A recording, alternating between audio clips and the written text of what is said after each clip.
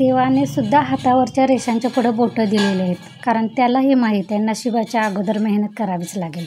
शुभ सोमवार. हॅलो नमस्कार, मी प्रतिभा तुम्हाला सर्वांचं स्वागत करते आपल्या चॅनलवर, ज्याचं नाव आहे व्लॉगर परी. तर आजचा दिवस तुम्हाला खूप छान सुंदर जाऊन तुमच्या मनातील सर्व इच्छा पूर्ण होत. तर ही बघा कोथिंबीर कसली भारी उगवलेली आहे. म्हणजे मला कोथिंबीर उगवेल की नाही माहिती नव्हतं, त्यामुळे थोडंसं कणी धन टाकून फक्त ठेवलं होतं की उगवलं तर उगवलं बघूया म्हणून. आणि थोडे दिवस कणी ते उगवलं नव्हतं, म्हणजे धन्यांना थोडा वेळ लागते वाटतं. आणि त्यानंतर ते थोडंसं उगवलं बघा आता, म्हणून मी ते काढून घेतलेले. तर इथे कणी माझे सकाळची कामं झालेले आहे. सकाळची मग कसं आता नीलची स्कूल पण चालू झाले, त्यामुळे त्याला चपाती भाजीचा डबा द्यायला लागतो. त्यामुळं तो 8:30 पावणे 9ला जातो. त्यावेळेस माझी चपाती भाजी पण होते आणि त्यानंतर मी त्यासोबतच भात आमटी पण करून घेते. म्हणजे एकदा कसं किचन ओट्याचं काम आवरलं की कसं बरं वाटतं, कारण जेवण झालं की भांडे आणि ओटा झाला की एक काम तरी पूर्ण झाल्यासारखं वाटतं. आणि कसं ज्या नाश्त्यानं वेळ लागतो कारण तो नाश्ता मी शक्यतो नीलची ज्यावेळी शाळा सुरू असते त्यावेळी मी करतच नाही. पटकन होणारा नाश्ता असा असतो, नाहीतर मग चहा चपातीच देते आणि त्याला जाताना सॉस चपाती देते असं करते. कारण नाश्ता आणि चपाती भाजीचा डबा हा त्याच टायमिंगला व्हायला लागतो. त्यामुळे थोडंसं कसं, आणि पावसानं जरी गजर लावला किंवा जाग जरी आली की नाही त्या टायमिंगला रोजच्या, तरी 5-10 मिनिट उठायला जातातच. त्यामुळे काही वेळ होतं. त्यामुळे माझी आता सकाळची कामं लवकर आवरतात. आणि घरातली कामं कधी पण मला थोडंसं जरा आता हे बाहेरचं कुंडीतलं थोडंसं रान आवरायचं आहे आणि थोडंसं खताच्या गोळी पण घालायचं आहे. आणि अशा वेळी मी काय करते, पहिल्यांदा माझ्या घरातली कामं सगळी आवरून घेते. कारण घरातली कामं अर्धी ठेवून बाहेरची कामं केली की नाही नंतर मग घरातली कामं करायला मला तर म्हणजे असं कंटाळा येतो. घरातली कामं करायला नको वाटतं. ज्या त्या टायमिंगलाच घरातली कामं झाली की बरं वाटतं. त्यामुळे इथे माझी झालेली आहेत आणि मी इथं बाहेर आलेले. आता हे की नाही 15 दिवस झालं असतील ह्या कुंडीतलं रान काढून, तरी पण असं बारीक बारीक. पावसाळ्यात तर की नाही जास्तच असं उठतं आहे. उन्हाळ्यात थोडंसं वेळ होते, पण पावसाळ्यात की नाही सारखं रान उठते आणि ते रान काढायला लागते. नाही तर जी झाडं लावलेली आहेत की नाही त्याला असं जस लागत नाही. त्यामुळे ही बारीक बारीक रानं झालेली आहेत ती मी काढून घेते. आणि ती हारटी वगैरे असते की नाही ती पण अशी कुठं कुठं तरी उगवते, पण ती की नाही मुळासकट असं निघत नाही, अशी चामट असते. त्यामुळे अर्ध्यातून तुटूनच निघते. त्यामुळे ती परत आणि लगेच त्याच जागेवर उगवते. तर इथे मी कुंडीतली तरी तेवढी रानं काढून घेते. आणि बाहेरचे जे आहे की नाही गवत, ते मी त्या एका मावशीनं बोलवलं होतं. 10-12 दिवस झालं असेल त्याने ते सगळं काढून गेलेले. मला फक्त कुंडीतलंच काढायचं आहे. तर इथे मी काढून माती जी पावसाचं पाणी असं पडून पडून कधी चिकट होते, असं चिकटून बसते. त्यामुळे ती थोडीशी वर खाली केली.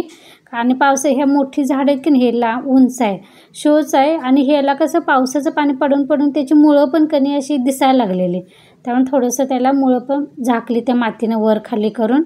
आणि बाकीची जी फुलं वगैरे थोडी कोमेजलेली वगैरे असं होती ती मी काढून कुंड्या स्वच्छ करून घेतल्या.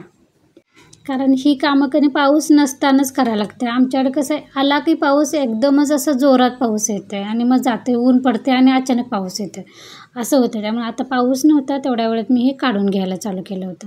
आणि ते मनी प्लांटचं पण मी तिकडे बादले की नाही, ते कलरचा डबा त्यात माती घालून की नाही मनी प्लांट पण लावलेला आहे. कारण मी 2-3 वेळा लावलेला, पण चार्ली लहान होतं त्यावेळी काय करायचा, बरोबर ते मनी प्लांटचं झाड की नाही असं उकरून काढायचा. आणि त्याला काय बाकीच्या झाडांना काय करत नव्हतं, पण ते मनी प्लांट काय जगू देत नव्हतं. त्यामुळे की नाही ते लावलंच नव्हतं. आता कसं त्याचं लक्ष जाऊ नये म्हणून मी तिकडे कोपऱ्यातच ठेवलेलं आहे. आणि तेवढा मोठा झाल्यामुळे आता काही झाडांच्याकडे जात नाही. तर तिथे मी लावलेलं आहे. बघू आता ते वेल किती मोठा होतो ते. त्याला पण लावल्यापासून खत वगैरे काय घातलं नव्हतं, त्यामुळे थोडंसं आज खत घालते, म्हणजे कसं झाडं वाढायला पण मदत होईल. तर आज मी कणी केसांना इतकं तेल लावलेलं आहे, म्हणजे कसं बाहेर थोडंसं कचरा वगैरे जरी टाकायला गेलं किंवा काही जरी करायला गेलं की नाही, अचानक पाऊस येत असल्यामुळे झिरमीट पाऊस का असणार डोक्यात असं जातोच आणि डोकं असं जड दुखल्यासारखं वाटत होतं.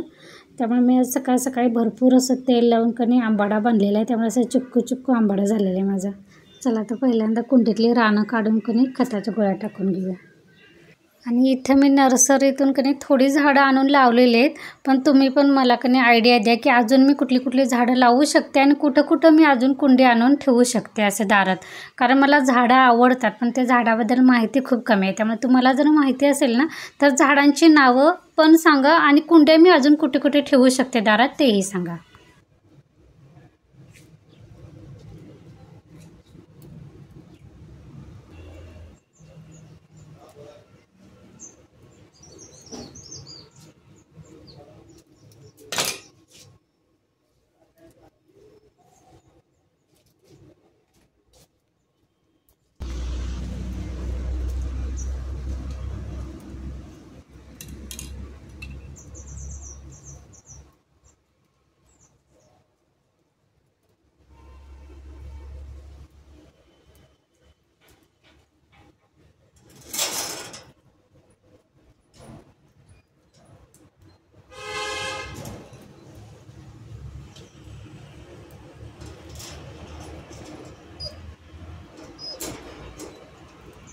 ह्या कुंडीत लावलेल्या हा केवडा आहे आणि ह्या केवड्याची कणी पानं पण इतके असे कापतात, ऊसाचा पाला कसा कापते तसे कणी ती पानं कापतात. आणि मागच्या वेळी मी तुम्हाला हा कलिंगडाचा वेल दाखवलेला बघा, म्हणजे एकच बी पडले असणार आणि त्याच्यातच उगवलेला आहे, तर त्याला ही कलिंगड लागलेलं आहे त्या पावसाळ्यात.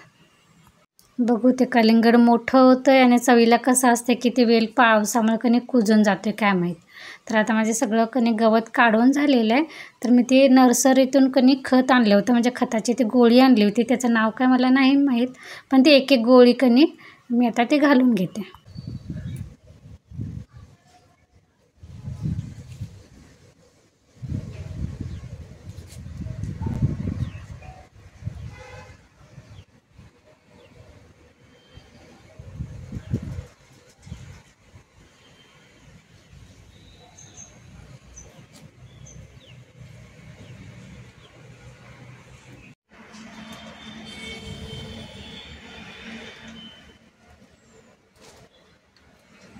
एक एक एकच टाक.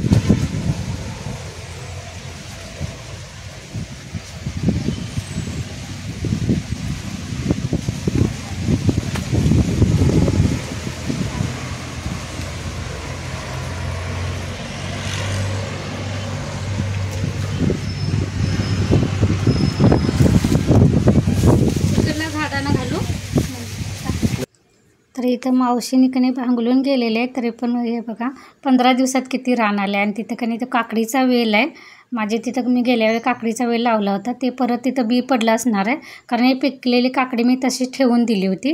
तर ते उगवलेलं आहे, तर त्याच्या आजूबाजूचं मी रान काढून घेते, म्हणजे ते काकडीचा वेल कणी मोठा सपोर्टला मी एक काठी पण उभी केलेली आहे. चला तर ह्यासोबतच आजचा व्लॉग पण इथेच बंद करते. पुन्हा भेटू नवीन व्लॉगमध्ये. धन्यवाद.